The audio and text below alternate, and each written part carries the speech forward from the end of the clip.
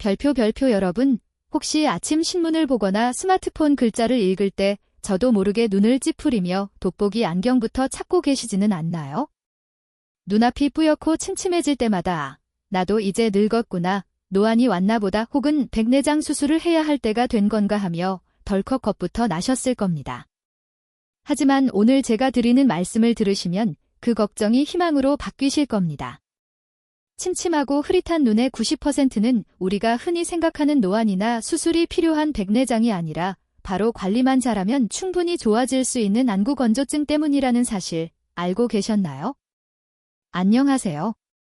저는 올해로 68세가 된 안과 전문의 김현우 원장입니다. 저도 의사 가운을 입고 환자분들을 만난 지 어느덧 30년이 훌쩍 넘었습니다. 그 긴 시간 동안 수만 명의 어르신들을 진료하면서 제가 깨달은 아주 중요한 진실이 하나 있습니다. 백내장 수술을 고민하며 병원 문을 두드리셨던 분들 중 상당수가 사실은 수술이 필요한 게 아니라 메마른 눈에 물기를 터주는 것만으로도 다시 세상이 선명해지고 시력이 되살아나는 기적 같은 경험을 하셨다는 점입니다. 그런데 너무나 안타깝게도 대부분의 환자분들은 이런 사실을 모른 채 그저 안경도수만 바꾸러 다니거나 좋다는 영양제만 무분별하게 드시며 아까운 시간과 돈을 낭비하고 계십니다. 오늘 이 영상에서는 비싼 수술비 걱정 없이 병원에 자주 오실 필요 없이 여러분이 지금 계신 그 집에서 아주 간단한 습관 변화만으로 시력을 되찾고 침침한 눈을 맑게 씻어낼 수 있는 3가지 핵심 비법을 알려드리겠습니다. 잠시만 하던 일을 멈추고 집중해주세요. 이 내용은 바쁜 대학병원 진료실에서는 미처 다 설명해 드리지 못하는 의사들만 알고 있는 생활 속 진짜 처방전입니다. 본격적인 이야기를 시작하기 전에 부탁 하나만 드리겠습니다. 지금 좋아요 버튼 한번 꾹 눌러주시면 이 영상이 눈 때문에 고생하시는 더 많은 어르신들에게 전달될 수 있고 구독을 눌러주시면 앞으로도 제가 30년 진료 노하우를 담아 준비할 눈 건강의 비밀을 가장 빠르고 편하게 받아보실 수 있습니다. 혹시 여러분은 하루 중 언제 눈이 가장 침침하고 답답하신가요? 눈 뜨자마자 아침인가요? 아니면 저녁 드라마를 보실 때인가요? 댓글로 여러분의 증상을 남겨주시면 제가 꼼꼼히 읽어보고 다음 영상에서 속 시원한 해답을 드리겠습니다. 자, 그럼 지금부터 잃어버린 시력을 되찾는 여정을 시작하겠습니다. 별표 가장 먼저 도대체 왜 안구건조증이 단순한 건조함을 넘어 시력까지 떨어뜨리고 눈을 침침하게 만드는지 그 근본적인 원인부터 확실하게 짚고 넘어가겠습니다. 많은 분들이 눈이 뻑뻑하다는 것과 눈이 침침하다는 것을 별개의 문제로 생각하십니다. 건조하면 인공 눈물 넣으면 그만이고 침침하면 돋보기를 써야 한다고 생각하시죠. 하지만 이것은 완전히 잘못된 오해입니다. 우리 눈의 표면, 즉 검은 자위, 각막, 위에는 아주 미세하고 얇은 눈물막이라는 투명한 액체 코팅이 씌워져 있습니다. 이 눈물막은 단순히 눈을 적시는 물이 아니라 렌즈 역할을 하는 아주 중요한 광학기구입니다. 빛이 우리 눈으로 들어올 때 이 매끄러운 눈물막을 통과해야만 빛이 올바르게 굴절되어 망막에 선명한 상을 맺을 수 있습니다. 마치 카메라 렌즈 표면이 깨끗해야 사진이 잘 찍히는 것과 같은 이치죠.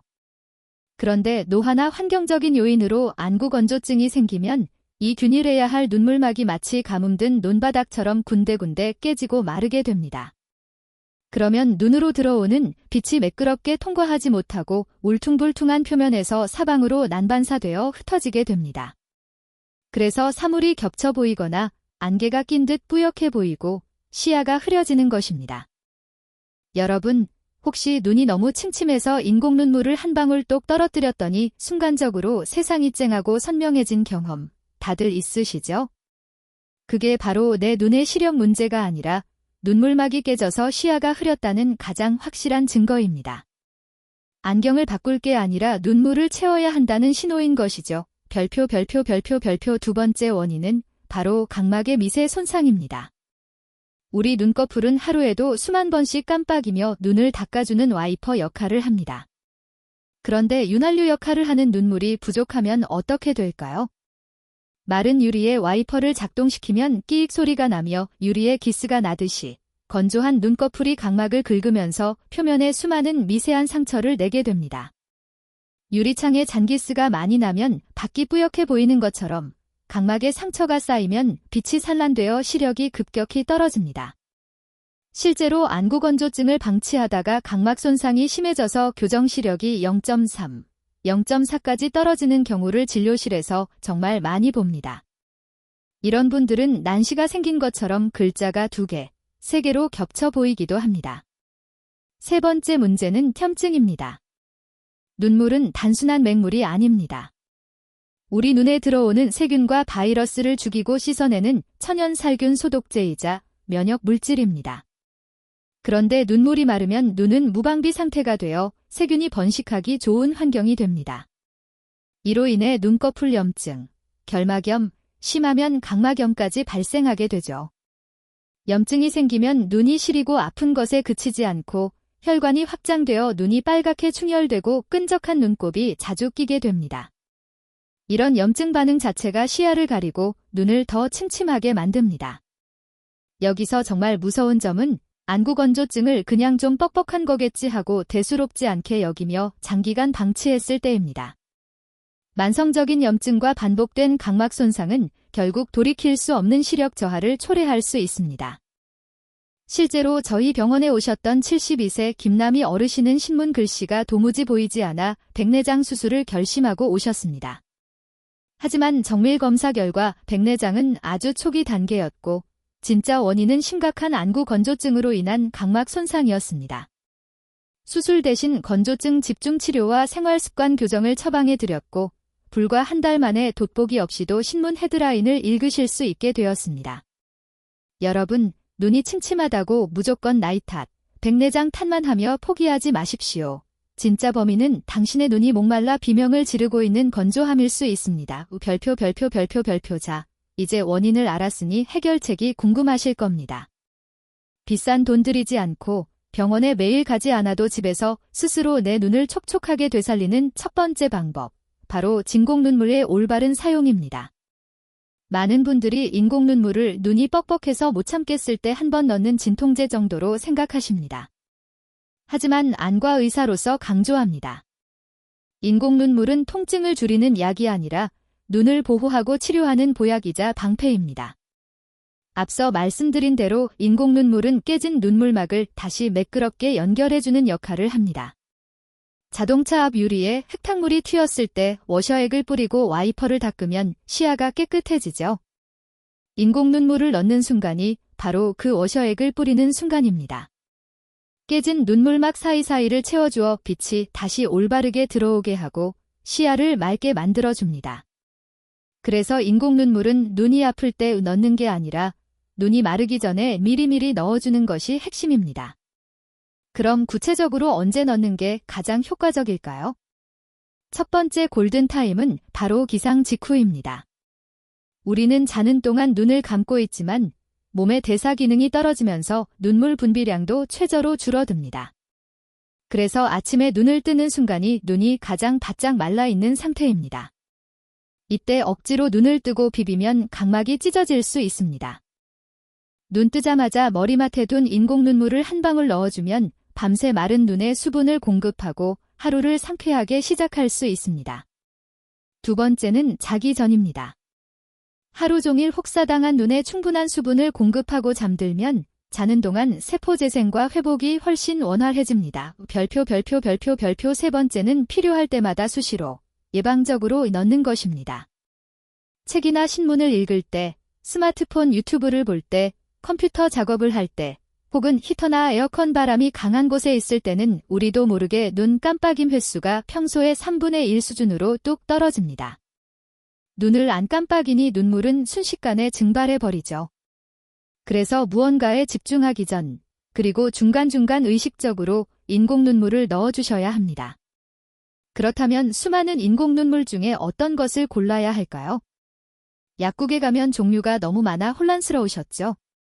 딱 두 가지만 기억하십시오. 첫째, 무보존재, 일회용 제품일 것. 병에 들어있는 다회용 인공눈물에는 세균 번식을 막기 위해 보존제가 들어있는 경우가 많습니다. 가끔 넣으면 괜찮지만 하루 4번 이상 자주 넣게 되면 이 보존제 성분 자체가 눈에 독이 되어 각막 상피세포를 손상시킬 수 있습니다. 눈 건강을 위해 넣는 약이 오히려 눈을 망치면 안 되겠죠. 그래서 치료 목적으로 자주 넣으실 거라면 반드시 방부제가 없는 일회용 낱개 포장 제품을 고르셔야 합니다. 둘째, 내 눈 상태에 맞는 점도를 찾을 것. 물처럼 묽은 제형은 넣었을 때 시원하고 깔끔하지만 증발이 빠릅니다. 반면 젤리처럼 끈적한 고농도 제품은 보습력이 오래가지만 넣은 직후 눈이 끈적이고 잠시 뿌옇게 보일 수 있습니다. 그래서 활동이 많은 낮에는 묽은 종류를, 수분 유지가 필요한 밤에는 점도가 높은 겔 타입이나 연고 타입을 사용하시는 꿀조합을 추천해 드립니다. 여기서 정말 중요한 팁 하나. 인공 눈물은 아끼면 똥 됩니다. 비싸다고, 귀찮다고 하루에 한두 번 찔끔 넣는 건 병에 물 한 방울 떨어뜨리는 것과 같습니다. 정말 치료 효과를 보시려면 물 마시듯이, 목마르기 전에 물을 마시듯이 자주 넣어주셔야 합니다. 실제로 저희 환자분 중 70세 김정순 할머니는 신문 글자가 안 보여 돋보기를 새로 맞추셨지만 효과가 없어 저를 찾아오셨습니다. 검사 결과 심한 건조증이었고, 저는 할머니, 이거 약이라고 생각하지 마시고 눈에 주는 물이라고 생각하고 하루에 5번, 6번 듬뿍 넣어주세요 라고 처방했습니다. 한 달 뒤, 할머니는 원장님, 마술을 부린 것 같아요. 신문이 너무 잘 보여요 라며 환하게 웃으셨습니다. 66세 박영수님도 야간 운전 때 빗번짐이 심해 운전대를 놓으셨다가 고농도 인공눈물 처방 후 다시 운전을 하실 수 있게 되었습니다. 인공눈물은 사치품이 아닙니다. 가장 저렴하고 확실한 시력 치료제입니다. 별표 두 번째 방법은 눈의 기름막을 튼튼하게 해주는 도메가-3를 섭취하는 것입니다. 여러분, 눈물이 맹물이라고 생각하시나요? 천만의 말씀입니다. 건강한 눈물은 물과 기름이 아주 절묘한 비율로 섞여 있는 칵테일과 같습니다. 눈물의 가장 바깥쪽에는 얇은 기름층, 지질층이 덮여 있는데 이 기름 코팅이 눈물 속의 수분이 공기 중으로 날아가지 않도록 꽉 잡아주는 뚜껑 역할을 합니다. 그런데 나이가 들거나 영양 섭취가 불균형해지면 이 기름층이 얇아지고 부실해집니다. 뚜껑 없는 물병에 물이 금방 마르듯 기름막이 부실한 눈은 아무리 인공눈물을 넣어도 금세 다시 건조해집니다. 여기서 구원투수가 등장합니다. 바로 오메가-3 지방산입니다. 오메가-3는 우리 눈꺼풀에 있는 기름샘, 마이봄샘에서 질 좋은 기름이 퐁퐁 솟아나도록 돕습니다. 또한 눈의 염증을 가라앉히는 강력한 항염작용을 하여 안구 건조증의 근본 원인을 해결해 줍니다. 실제로 미국 하버드 대학의 연구 결과 오메가-3를 꾸준히 섭취한 그룹은 그렇지 않은 그룹에 비해 안구 건조 증상이 무려 40% 이상 개선되었다는 놀라운 결과가 있습니다. 그렇다면 어떤 음식에 이 보물 같은 오메가-3가 많이 들어있을까요? 첫 번째는 등푸른 생선입니다. 고등어, 꽁치, 연어, 삼치, 참치 같은 생선에는 질 좋은 오메가-3가 가득합니다. 일주일에 2~3번, 한 토막씩만 드셔도 눈에 필요한 양을 충분히 채울 수 있습니다. 두 번째는 이 견과류입니다. 호두, 아몬드 같은 견과류는 식물성 오메가-3의 보고입니다. 간식으로 하루 한 줌씩 드시면 눈 건강은 물론 뇌 건강까지 챙길 수 있습니다. 세 번째는 들기름과 같은 식물성 오일입니다. 나물을 무치거나 샐러드를 드실 때 들기름 한 스푼을 곁들이면 아주 훌륭한 섭취법이 됩니다. 별표 중요한 것은 꾸준함입니다. 오메가-3는 오늘 먹었다고 내일 당장 눈이 번쩍 뜨이는 마법의 약이 아닙니다. 우리 몸의 세포막 성분이 바뀌는 데는 시간이 필요합니다. 최소 3주에서 한 달 이상 꾸준히 드셔야 눈이 촉촉해지고 뻑뻑함이 줄어드는 것을 체감할 수 있습니다.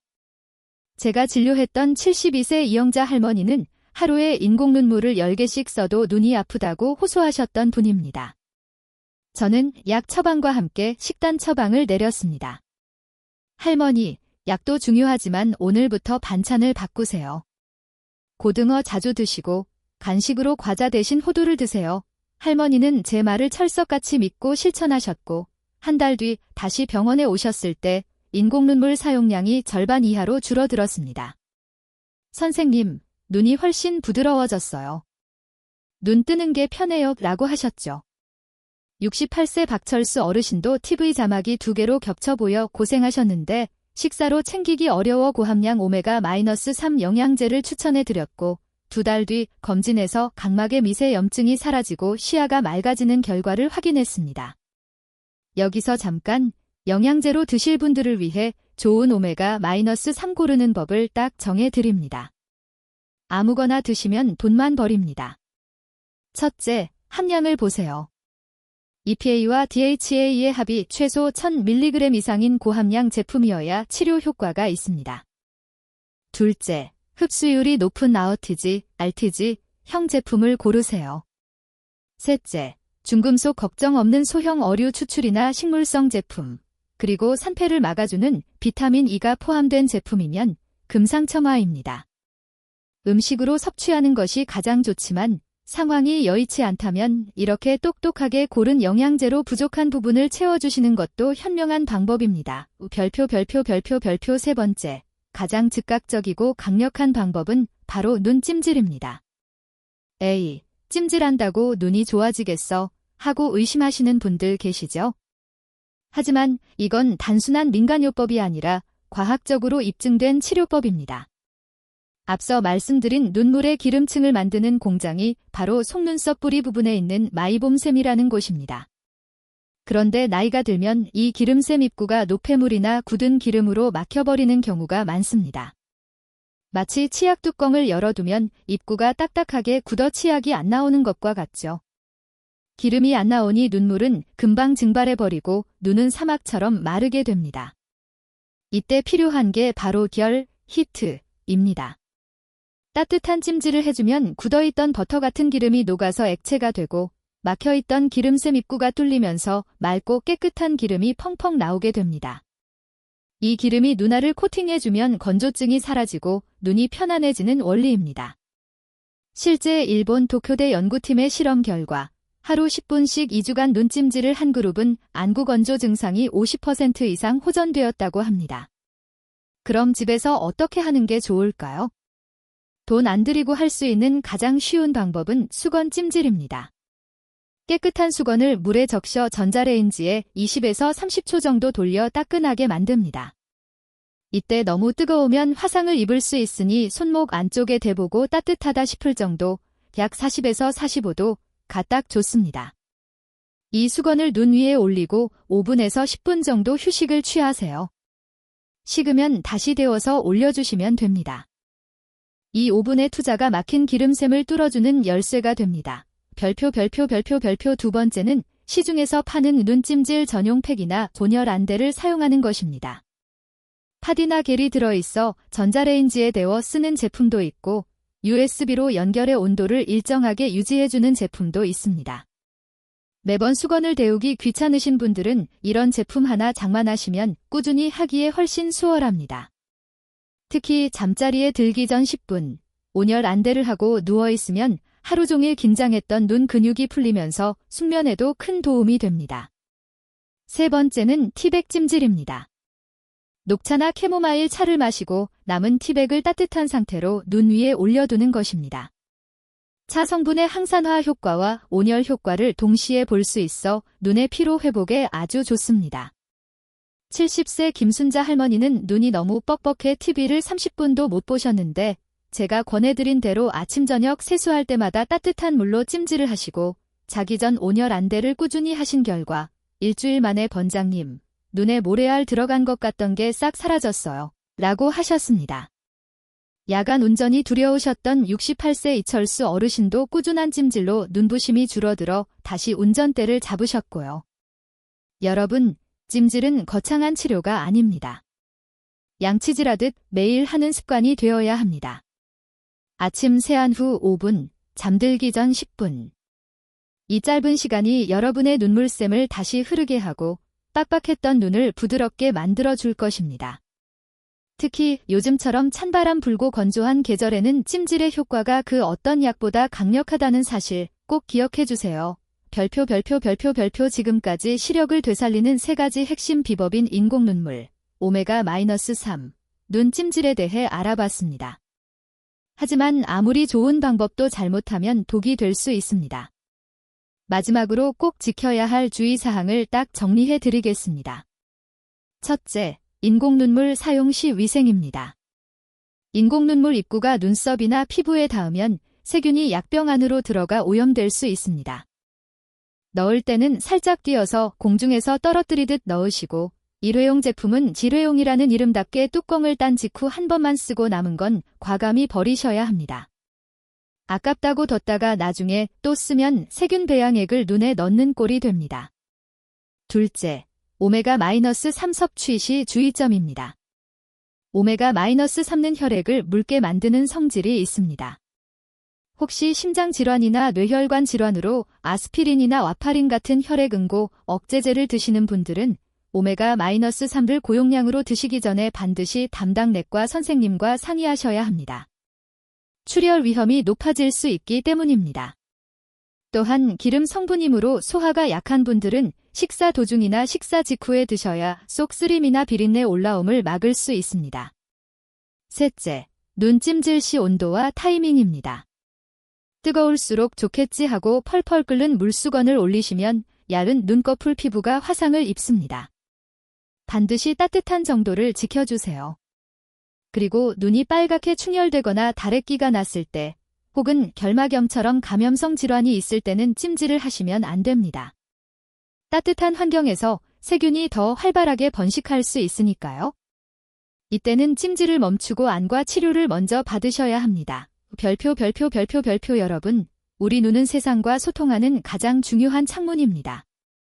한 번 잃으면 되돌리기 어렵지만 반대로 조금만 관심을 가지고 닦아주면 죽을 때까지 맑고 깨끗하게 쓸 수 있는 소중한 기관입니다. 오늘 제가 말씀드린 3가지 방법, 정말 어렵지 않습니다. 비싼 장비도 특별한 기술도 필요 없습니다. 그저 내 눈을 아끼는 마음과 작은 꾸준함만 있으면 됩니다. 인공눈물로 물을 주고 오메가-3로 기름을 채우고 찜질로 기를 터주는 이 3가지 습관이 여러분의 눈을 10년, 아니 20년 더 젊게 만들어줄 것입니다. 혹시 영상을 보시면서 내 얘기네 하고 무릎을 치신 분들이 계신가요? 눈이 침침해서 겪었던 불편한 경험이나 나만의 눈 관리 비법이 있다면 댓글로 자유롭게 나눠주세요. 여러분의 생생한 경험담이 같은 고민을 가진 다른 분들에게는 큰 위로와 정보가 됩니다. 또 궁금한 점이 있다면 언제든 댓글 남겨주시면 제가 성심껏 답변해 드리겠습니다. 오늘 들으신 내용 중 딱 하나라도 당장 오늘 밤부터 실천해 보시길 간곡히 부탁드립니다. 작은 실천 하나가 내일 아침 여러분이 바라보는 세상을 바꿀 수 있습니다. 오늘 영상이 여러분의 눈 건강에 조금이라도 도움이 되셨다면 좋아요와 구독 버튼 잊지 말고 눌러주시고요.